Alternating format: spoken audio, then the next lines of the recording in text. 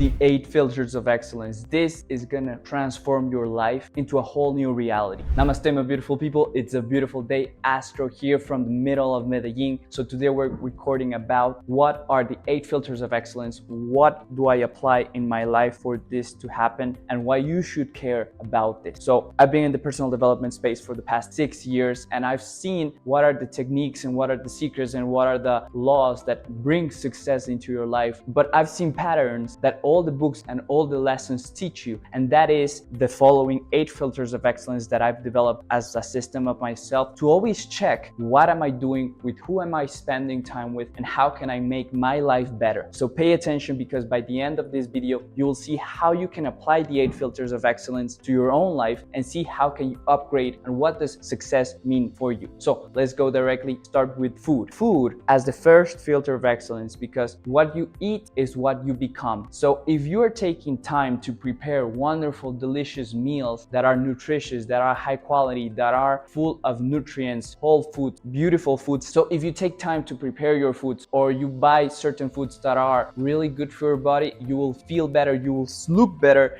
and you will become a better person overall, because everything internally is functioning properly. There's a lot of reasons why there's so much sugar outside in the world, there's so much fried foods outside in the world, and it's because it's super palatable for your tongue, it's super easy for you to digest, but it's a lot of empty calories that are destroying your DNA, that are destroying your metabolism, they're getting back with your gut bacteria. So there's a lot of scientific studies that I will link below. However, what I can tell you is, as you do your own research online, also try to test what feels good in your body. I was a vegan for 7 years, and during that time I only ate like beans, chickpeas, tofu, a lot of gluten. And what happened in my life is that, yes, I wanted to get a six-pack, which I'm getting closer now. However, I haven't gotten it yet. But so I was a vegan for 7 years, and what happened was that I was always gassy. I always had like bad digestion and bad breath, and that was because I was eating fermented foods, or I was eating foods that didn't resonate with my own body. So do your own research outside, but also do an inner research. What I can tell you that's really, really powerful, and what I can tell that really, really will destroy your health. So the things that will destroy your health, let's start with that. If you want to destroy your health, what would you eat? You would eat fried foods every single day. You would try to eat sodas, Coca-Cola, sugar, a lot of sweets. I'm a person that loves sugar and I love sweets, and however, since I've been like almost a month without, I have so much more energy and much more clarity. So sugars, processed foods, like the one that have anything over 5 ingredients is not gonna be good for you. If you see the labels, it's gonna have like a lot of preservatives, a lot of chemicals, and that dysregulates your body. It's not gonna help you sleep better, it's gonna cause brain fog, and it's not gonna let you really understand a higher level of health. That's why a lot of people are fat or overweight or have brain fog or they have anxiety. It's because there's foods that are inflamming your body, and there's foods that are damaging your ecosystem internally. With a damaged ecosystem, you cannot perform at 100%. Gluten, I love bread, I love pasta, and I still eat it, but every time I eat it, I know that my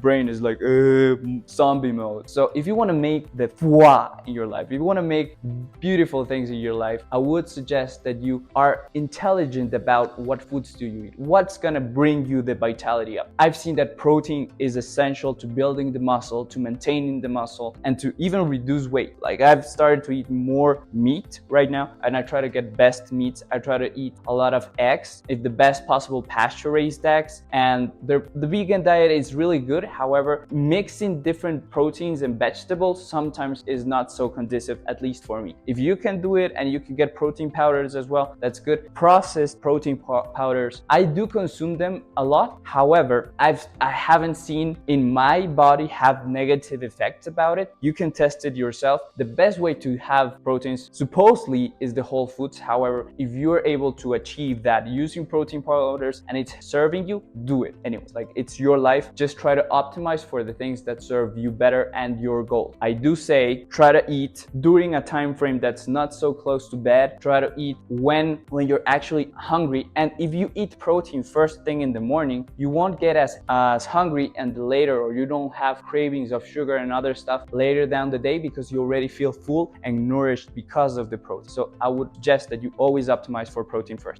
With that, we jump into number 2. So, food for thought. If you're watching this video, it means that you are caring for your mind. You're caring for what you put into your soul, your spirit, the music that you consume, the TV shows, the books, all the information, the radio, everything is informing your body, it's informing your mind about what type of reality you're living. So if you feel sad or you feel depressed, it also might be because you're always consuming sad content. That's the truth. If you feel depressed, if you feel lonely, it's because you're consuming content that makes you feel like that. So my suggestion is to consider what would be the type of feelings that you'd like to experience and start watching content or start consuming content about that. It can either be book, it can either be podcast, it can either be shows like this or nature. You can go to nature and take in all the sacred wisdom and the information that's trying to give you. So I'm not going to dive so much deep into that. A lot of mentors that I love and I enjoy would be Paul Chek, Living 4D with Paul Chek. I like Preston Smiles. I like John Wineland. I like Andrew Huberman.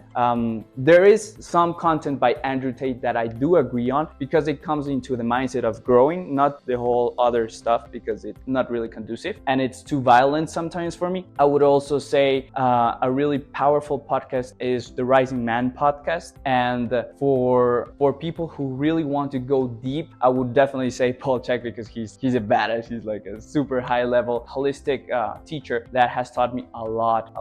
So those are the types of sources that I am getting into. Alex Becker, if you like crypto and you like more information, the more you consume and the more you open up and you don't like get attached to one specific type of teacher, that's also good because from different points of view, you will be able to get better discernment. You'll see, okay, this makes sense, but this doesn't. And okay, what does make sense for me? That's number 2. Filter number 3 is movement. You have to fucking move your body, baby. Move your body, baby. Why you have to move your body? If you move your body, you're not stuck in your spirit, you're not stuck in your emotions because everything that you've experienced stays in your body. So let it go, let it out. And you can only do that through movement of your physiology. There are a lot of studies about that. However, sometimes there are certain sports that are not gonna be so agreeable with you. You won't like soccer, but you might like lifting weights. You might not like lifting weights, but you like ballet, or you will like capoeira, or you would like rock climbing. However, many people don't do exercise because they haven't found the exercise that they really like. So test different exercises until you find something that you like, because it's not the exercise, but it's the movement that's the biggest thing that moves your energy and heightens up your experience. And you will release toxins, you will release endorphins that will help you feel better. After workout, after an exercise, you will always feel better. I cannot tell you otherwise. So those are the 3. Then number 4, the people that you surround yourself with. You are the 5th person of the people you surround yourself. If you're with losers, you will be a loser. If you're surround yourself with millionaires, you will be a millionaire. If you want to be surrounded by successful people from integrity, from that have the capacity to grow and are honest and really want you to win, you have to become that person. But by being around those types of people, you're gonna become them. You're gonna attach the values, you're gonna learn the values, the characteristics, what they think, how they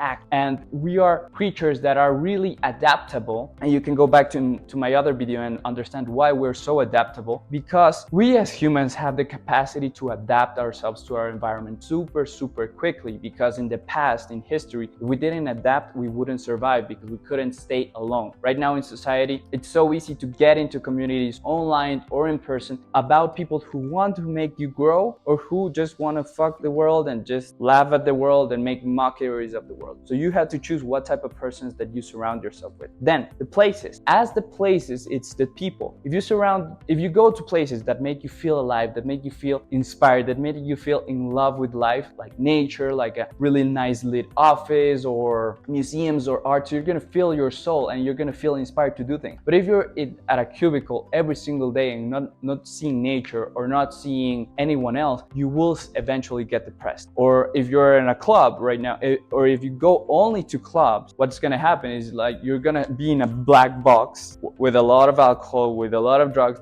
That's just that. So if you want that type of life, that's okay. Just know that that's how that's gonna make you feel. So you will pick up to energies depending on the spaces that you surround yourself with. So these 5 filters are things that you can control for the outside, from the outside in. From the inside out, this is where we come into thoughts, actions, and then the relationship. So it's super important that you understand that all your thoughts thoughts create the reality. Whatever you think about, often it's becoming your reality. If you think the world is a beautiful place that has the opportunities, unimaginable opportunities, and you have the capacity to really inspire the world and be grateful and have the best attitude of receiving whatever comes your way, that's what you're gonna get. If you're always complaining about life, if you're always ungrateful, if you think the people's coming to get you, that's what you will experience. So you have to practice and you have to be intentional about your thought. And it is like a muscle. The more you think about things, the better you will become at attracting those things. So be mindful of what types of thoughts you're giving every single day, your time and your energy. Shifting now to the action. If you are punctual, if you are a person of integrity, if you go the extra mile, are you doing those types of things, or are you being jealous? Are you being resentful? Are you taking people out from people? Are you robbing their energy? Are you robbing actually them with your emotions, with your intention? What type of activities are you doing on a consistent basis? They will get you the other result. And finally, a really powerful piece comes down to relation. If you don't measure and validate and qualify the person that you're gonna spend your time with sexually on an intimate level, that's gonna affect your entire life, because with that person you do all the other filters. So if you're able to really understand that that person is affecting you in a whole deeper level, you're gonna think a little bit more deeply on who you spend your time with. As a bonus, right now I'm trying to build the 9th filter of excellence called the business filter, and this will come out in the next couple of years as I am building a business, because I still don't know yet what to do. However, what I can tell you is that all the filters of excellence come down into business. Your relationship comes down into business. And if you treat everything through these 8 filters of excellence and the 9th filter of excellence. So just to recap: food for thought, movement, people, places, thought, actions, and the relationship. These 8 filters of excellence are just a stepping stone or a measurement stick that you can use to apply in your life. And the more you choose, the more intentional your life becomes, the closer it is, and you close the gap between your ideal self and your real self in this moment. And when you close those, you'll see that you can create anything in your life. See you in the next video.